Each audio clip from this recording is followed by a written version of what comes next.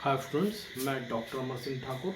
ये आपके लिए एक लेक्चर अगला चैप्टर है हमारे पास chapter 3 classification of elements and periodicity in properties. तो ये केमिस्ट्री में 11th क्लास 11th का तीसरा चैप्टर है ना। क्लास कौन सी है? 11th। और उसका तीसरा थर्ड चैप्टर हमारे पास ये है। ठीक है, तो इसमें हमारे को क्या देखना है कि किस प्रकार से हमने एलिमेंट को अरेंजमेंट किया। ठीक है, तो मैं आपको पहले एक बात बता दूं कि एलिमेंट डिस्कवर होते गए, उनका नंबर बढ़ता गया है ना। अब उनका नंबर बढ़ता गया तो उनको अरेंज करना एक चुनौती थी, है ना, एक टास्क था। तो उस टास्क को कंप्लीट करने के लिए कई लोगों ने कोशिश की। उनमें सबसे पहले जो थे हमारे पास एलिमेंट का नंबर पहले 50-56 था, फिर बाद में 80 हुआ, 70 हुआ, और अब जो है 120 एलिमेंट्स हमारे पास हैं। तो उनको अरेंज करना एक टास्क थी। तो उस टास्क को कंप्लीट करने का सबसे पहला अटेम्प्ट किसने लिया? डोबेरेनियर ने। डोबेरेनियर ने क्या किया? अपनी एक प्रोडक्ट टेबल बनाई, है ना, और उसको उसने जो है आगे एलिमेंट्स को अरेंज किया। कैसे किया ये मैं आपको बताता हूँ। डोबेरेनियर ने क्या किया? उसने ट्रायड्स बनाया, है ना। तो Dobereiner classified certain elements in the group of 3।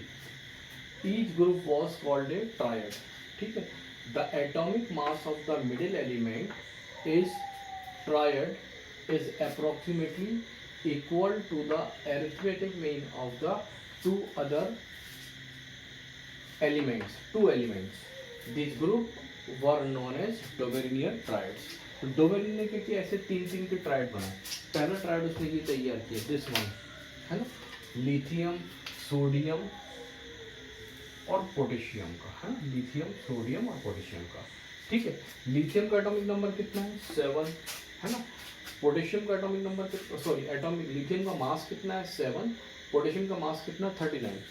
इन दोनों को जोड़ के 2 से डिवाइड किया, कितना है? 23। तो वो उसने सोडियम को इन दोनों के बीच में प्लेस कर दिया। सोडियम का कितना था?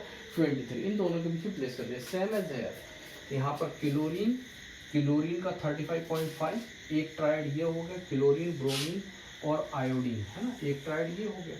तो उसने बोला कि ये 35.5 और 127 अप्रोक्सीमेट कितना? 81.2.5। उसको ब्रोमीन को 80 के आसपास आया, इसलिए इसने क्लोरीन और आयोडीन के बीच में क्या किया? ब्रोमीन को प्लेस कर दिया। तो डोबेरेनियर ने क्या किया? इस प्रकार के तीन ट्रायड्स बनाए। ठीक है, लेकिन ये काम जो है कुछ एलिमेंट के लिए तो ठीक था, बाकी के एक्सप्लेनेशन नहीं हो पा रहा था। तो इसके बाद अगले आए, और अगले का जो नाम है हमारे पास वो है टेल्यूरिक, स्क्रू और हेलिक्स। हम इसको आगे देखते हैं।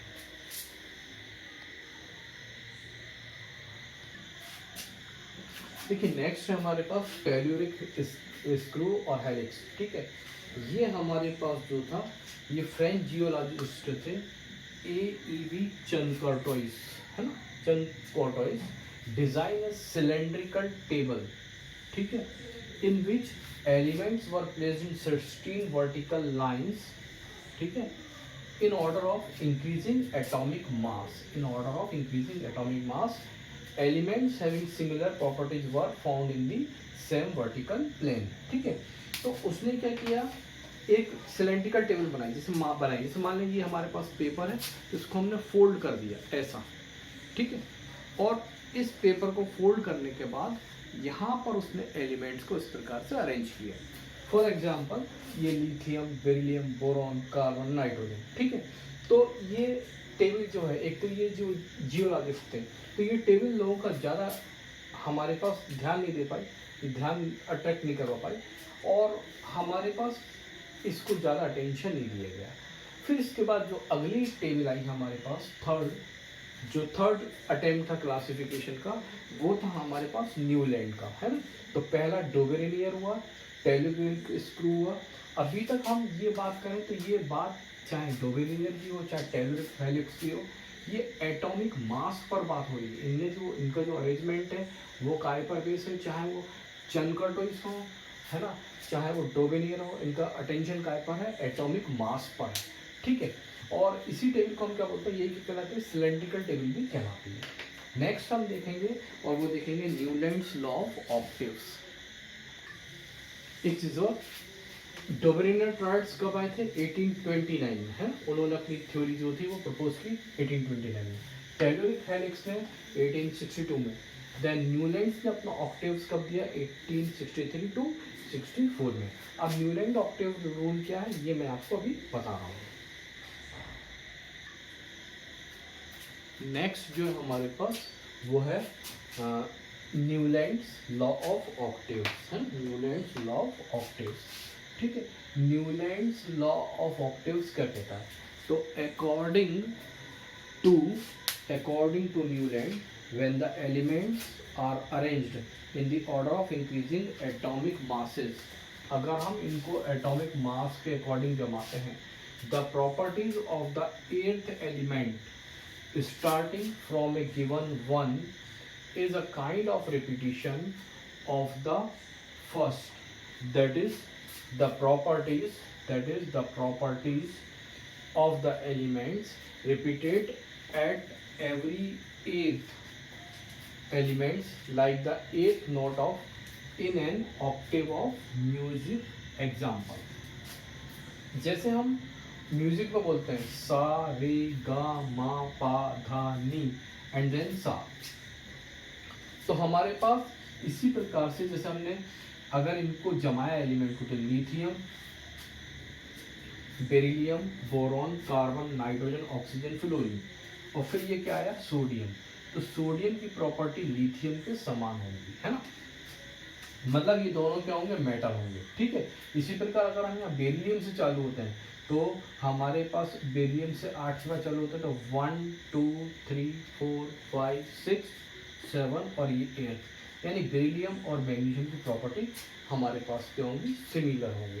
तो ये क्या किया गया था भाई हमारे पास? कौन? न्यूलैंड, है ना, कि हमारे पास एक सर्टेन रेगुलर इंटरवल यानी 8 एलिमेंट के बाद जो एलिमेंट आएगा उसकी और उससे ऊपर वाले की प्रॉपर्टी क्या होगी? सेम होगी। और यही एक कंसेप्ट था जो उसने दिया था काय का? प्रायोडिसिटी का। न्यूलैंड को हालांकि ज़्यादा सफलता तो उस टाइम पे नहीं मिली, पर हाँ फिर भी उसे उस समय का जो फेमस अवार्ड था डेवी मॉडल, वो जरूर इनको मिला। किसको? न्यूलैंड को, ठीक है। डेवी मॉडल, है ना, ये इनके काम के लिए इनको दिया गया, ठीक है, क्योंकि पहली बार एक प्रायोडिसिटी वाला कंसेप्ट ये लेके आए थे, ठीक है ना। देन नेक्स्ट,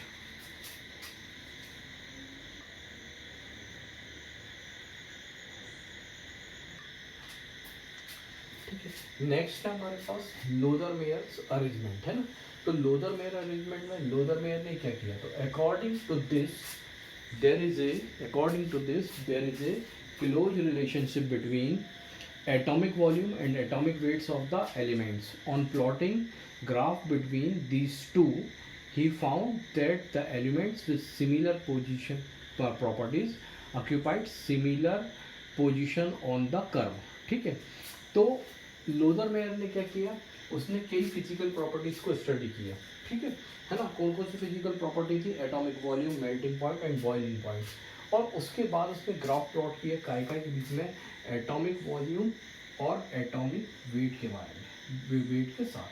तो उसने देखा कि जब इसके बीच में ग्राफ प्लॉट किया तो उसने देखा कि जो स्ट्रॉन्ग इलेक्ट्रोपॉजिटिव एलिमेंट थे, कौन से? जैसे स्ट्रॉन्ग इलेक्ट्रोपॉजिटिव एलिमेंट कौन है? एल्कली मेटल है ना, एल्कली मेटल, ठीक है। तो ये हमें कहाँ मिलते हैं? ये हमें सारे पीक पर मिलते हैं, lithium, sodium, potassium, rubidium, caesium. तो ये हमें काय पर मिलते हैं? पीक पर मिलते हैं। यही उसने बोला कि strong electropositive element lithium, sodium, potassium, rubidium occupied peak position, ठीक है। फिर बात आई लेस इलेक्ट्रोपॉजिटिव एलिमेंट, यानी वो कौन से हमारे पास? अल्कलाइन अर्थ मेटल, है ना। वो कौन से हैं? Alkaline earth metal, alkaline earth metal, ठीक है। तो ये अल्कलाइन अर्थ मेटल हमें कहाँ मिलते हैं? Occupy slope of the curve. ये आप देखेंगे कौन कौन है? बेरिलियम, ये मैग्नीशियम, ठीक है, कैल्शियम, ये यहाँ पर मिलता है। तीसरी बात उसने बोली भाई कि मोस्ट इलेक्ट्रोनेगेटिव एलिमेंट, यानी कौन है भाई हमारे पास? हैलोजन, ठीक है। मोस्ट इलेक्ट्रोनेगेटिव एलिमेंट यानी कौन है? Halogen. Fluorine, chlorine, bromine, iodine take position ascending point of the curve, है ना। ये कहाँ पर पोजीशन लेते हैं? असेंडिंग पॉइंट पर। ये क्लोरीन, ब्रोमीन, आयोडीन, है ना, तो ये इस पर पोजीशन लेते हैं। तो ये काम था किसका? लोदरमेयर का। तो अभी तक हमने ये क्या है, इस चैप्टर का इंट्रोडक्टरी पार्ट है ना, किसका? Classification of element of the periodicity in properties.